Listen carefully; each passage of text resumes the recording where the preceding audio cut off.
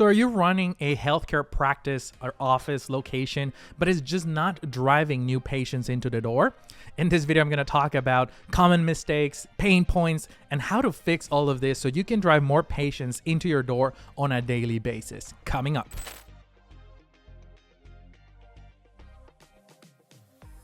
Hey, welcome to Local SEO Unlocked. My name is Christian Hustle, and for the last 12 years, I've helped local businesses and practices grow their revenue, grow their sales by driving foot traffic into their offices. This is actually the first video of our new series into healthcare marketing. So if you are into healthcare, whether you own a practice or you're doing marketing for a practice or a local healthcare office, you came to the right video. And in this specific episode, we're actually talking about why your healthcare SEO strategy isn't attracting new patients on a daily basis. There's probably a few things that I want to call out that I've seen as common mistakes time and time again with so many clients that we look at, and when we audit, a lot of the results are very similar. The reality is a strong online presence is essential for healthcare practices to attract new patients into the door on a daily basis. However, because of these mistakes that I'm about to talk about, or pain points, or issues that you have going on with your brand online, they are costing you patients. You're not seeing that foot traffic coming into your practice because you're probably missing some of these marks. So let's jump into them and start talking about these, right?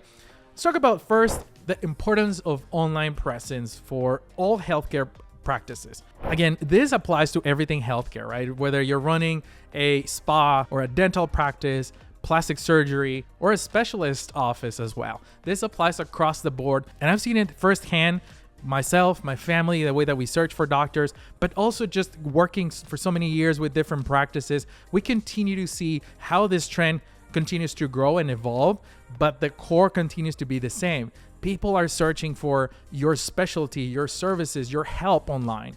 And if they're not able to find you, then you're not reaching to those new potential patients that are not coming into your door. This goes hand in hand that once they find you, you need to have enough trust and professional brand online so they pick you. And last, building that engagement and loyalty so they continue to come back to you. Obviously, there's some practices where you want them to continue to come back versus other ones that you probably just want to get them healthy and not to see them again. This applies across the board, right? Because even if you're expecting them not to come back, they will talk about you to their families, their friends. They will refer you additional patients. This is a cycle, and it's very important for you to be tackling each and every step of the way, each and every piece of the pie, so that you can see that traction and you can continue to drive more patients into the door. So here's some common mistakes in healthcare SEO.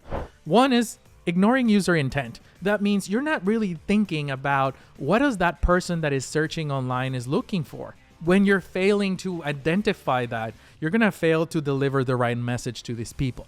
And that's why it's a very common mistake that we see. The second one is neglecting local SEO. So local SEO means people are searching for your specialty or your professional experience, your expertise online in Google Maps, in Bing Maps, in all different variety of apps, and in all this wide variety of apps online, and your practice is not visible on those apps because it hasn't been optimized. You are not pressing and you're not reaching to those local patients who are looking for you. The third common mistake that we often see is a lack of content strategy. This applies across the board as well. No matter what kind of practice you're running or you're managing or you're helping with, it applies the same way, right? We want to build community engagement. We want to build community visibility in your market, in your city, whether you have one practice or multiple practices, multiple offices, it goes hand in hand. So one of the very common mistakes that we see is the inconsistency of this low quality content that is just not serving that search as it should, right? And so you're missing out on those patients as an effect. Another very common overlooked mistake is just overlooking key search terms and user intent. Again, we talked about user intent previously, but I want you to really dig deeper into this. I really want you to put on your patient hat. How would you look for your own services or your own specialty? And really understanding what is the intent of that patient. Why are they looking for this specific thing? So let's talk about best cardiologist near me. It is a local search for a very specific service. I've seen cardiologist office practices that are not even targeting this type of keywords, and they're being overlooked, right? Now, in my experience, when we're looking at best keywords, so people looking for the best, they probably want to see some reviews. They want to see testimonials. They want to see a variety of different websites. And you want to make sure that you're all on all those websites showing up, because that's how you build your online visibility, but also your reputation. Now, when we're looking at things like symptoms of high blood pressure, the intent here is somebody searching for a specific health condition. So once you understand that, you're not going to build a page that talks about symptoms of high blood pressure, right? It's not a commercial intent keyword. This is actually an educational, informational keyword. So this, you address it with content, high quality content that can address the answer to this. And that way you gain their trust up front. And then from there, we drive the rest of the marketing, let it do its work so that we can convert that person into a patient into the door. Now, the last one that I have here is online appointment booking for dermatology. This is 100% transactional intent to schedule an appointment. So if you don't have online scheduling, if you're more into those transactional kind of practices, such as dermatology or dental, or things that you can and anybody can schedule and just come visit you, then this is something that you want to optimize for, because I bet that other practices in the area are probably not, but whoever is optimizing for this is capitalizing big time. So let's talk about what are the next steps? How do we solve for these pain points, these common mistakes? Make sure you're not making them. But if you are, it's okay. Let's change that. Let's make some changes and let's start talking about solutions. So when we're talking about local SEO, I don't want you to get your practice lost in the crowd. The online universe is vast and there's a lot of options for everyone, no matter the industry. And that applies to healthcare, right? So let's start talking about actionable items. And we're going to start with local business profile.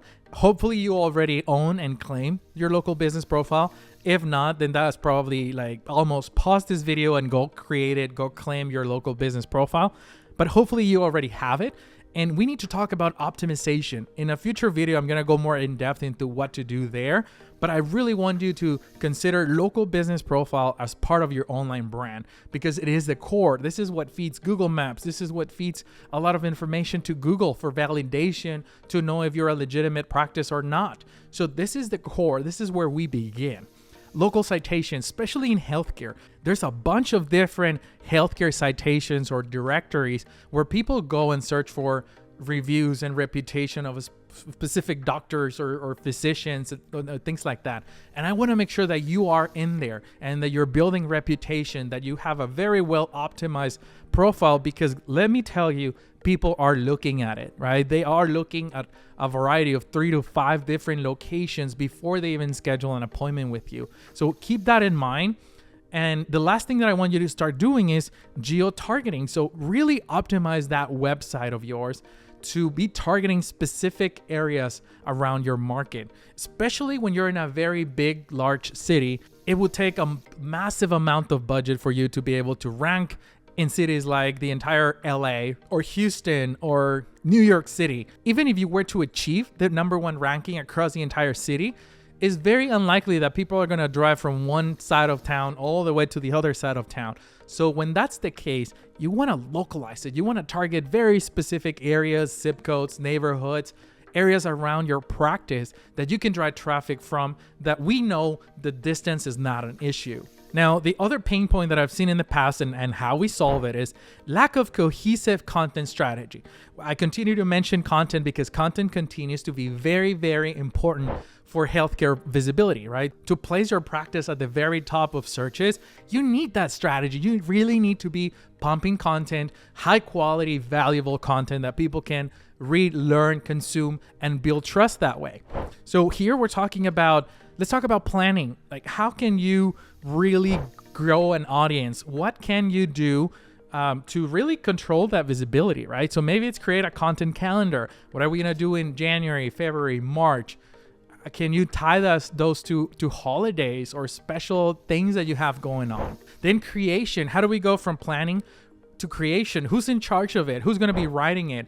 I know practice owners are not going to have time to write a blog. So maybe you have external help helping you write the blog, create the social media post, create cool graphics, and then you running your practice, you can just double check it, right? A quick quality control, and boom. Let's talk about distribution. Where is it going to go? We need to promote that and across social media, depending what services or what vertical you're in and what kind of patients you're dealing with is what channels you should be focusing on. I mean, yes, Facebook is a very popular one. Then you have Instagram, it's just a little bit more graphical. Then we have YouTube if you want to become known in the industry, right? Even LinkedIn comes in handy in that area as well. So it just depends depending on what kind of patients are you looking for and how are we going to distribute that content to make you successful. The next one, man, this one is, if you take anything away from this video, is this one: neglecting your online reputation. Man, oh man, let me tell you, I've been doing some research trying to find some specialties in town, and I don't want to bore you with the whole story, but the online reputation of these doctors, and fair disclosure, I do not know these doctors. I don't know how good they are or not. I'm just going by what I'm finding online as a possible patient, right? Like anybody else, like the ones that you're trying to bring into the door. And then you do a quick search for the doctor. You look at the reviews online across different directories, including Google, and they look terrible. And you can tell that they're not taking it serious. Hopefully, only the negative ones are going live, and I'm sure it's a great doctor, great practice, but positive reviews are very hard to get. I don't want your practice to fall into that segment. So here are some things that I want you to keep an eye on. One, not having enough reviews, because patients are really more likely to choose a practice with positive online reviews. Number two is you have too many negative reviews. Again, negative reviews are very easy to acquire. People are very vocal when it comes to negative reviews, but we need to change that. We need to get more positive reviews. And number three is not responding to reviews. I mean, you really have to be responding both positive and negative. I would actually say respond more to negative reviews. What happens is positive reviews are already positive, so people might skim them. When there's a negative review, people are actually going to read that review, and depending on the story or what does the review says, because the way that you address it can then turn this review into a positive. Maybe your response makes it look like, hey, this was the patient's problem, right? This was on the patient's thing and is not really on us. And then the prospect can see that. The possible person checking you out is going to get that from your response depending on how you handle it. So crucial to respond to all reviews as well. Now, the other challenge is, and this is across the board, it is going to be difficult to track things like ROI, how many patients specifically booked from this specific website, but there are some things that you can do. And I want you to really start thinking about this. If you want to take your online visibility serious, you want to grow your practice, and you want to really drive patients into the door, we need to look at analytics. So we need to be looking at your website traffic. We need to be looking at how are you ranking online for keywords and searches related to your practice. And then last but not least, what are they doing? How are they converting? Are they turning into online appointments, into phone calls, or maybe just requests for directions if you are more into walking setup? So really start thinking about this. This is going to tell you a bigger picture story to know what is working, what's not working, and then we can double down on what's working. So to recap this entire episode, I want you to really start mastering healthcare SEO, right? I want you to start seeing sustainable patient growth.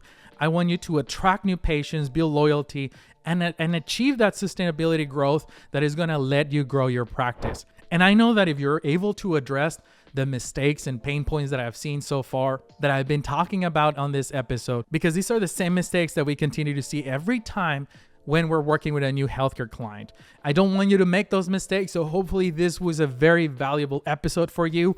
I do have a free healthcare blueprint that you can download for free, as well as other ebooks, PDFs, courses coming as well. I'm gonna link the drop in the description box. You can just go to christianhustle.store and you can download that for free, so you can take more actionable items, step-by-step guides on how to transform your practice into a very successful one.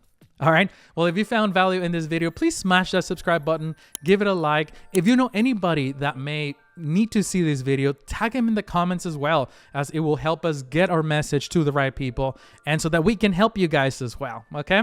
All right. Thank you so much for watching. Keep hustling.